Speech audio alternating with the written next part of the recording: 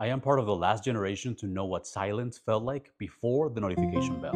And I found myself thinking about that way more than I probably should. I was 11 years old when I bought my first CD with my own money that I earned doing chores at a neighbor's house. Nirvana's Nevermind. I walked out of the record store holding the CD like a trophy. It wasn't just a product, it was kind of like a time capsule. I knew exactly who I was, I knew exactly where I was, and I knew exactly how I was feeling. Now I look at my Spotify liked songs and there are hundreds of them. I couldn't tell you why I clicked the heart on any single one of them, not even where I was. This convenience gave us access to the world, but it also stole our anchors. But there's something fascinating happening in culture right now, and it's all thanks to Gen Z. You are unhyphenated, culture connected, and this is how Gen Z explains the world. And this video found you because there's a message for you at the end. Cassette sales went up 204% last year.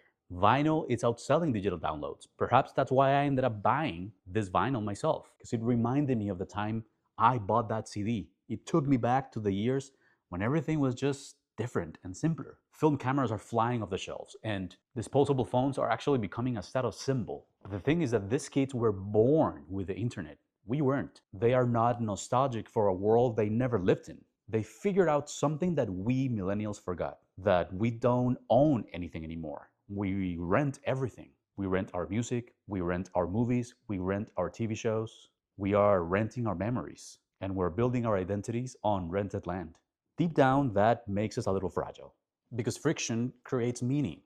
When I bought Nevermind, the CD, I sacrificed something for it. I earned it. And because I earned it, I remembered it. When everything costs you nothing, you remember nothing. And this is bleeding into everything. I find myself enjoying more the work my friends do because of their hobbies. I don't care about what they post on LinkedIn about their polished corporate win anymore. I care about the song that they're writing in their bedroom, the pottery they made on a random Tuesday night just because it brought them joy. I care about the meal that they're cooking for their loved ones. And I'm actually learning something from them. Gary Vee says that we went from social media to interest media. But I believe that what we're actually craving is relationship media. We want our people to show us their processes. We want to show our processes to our friends.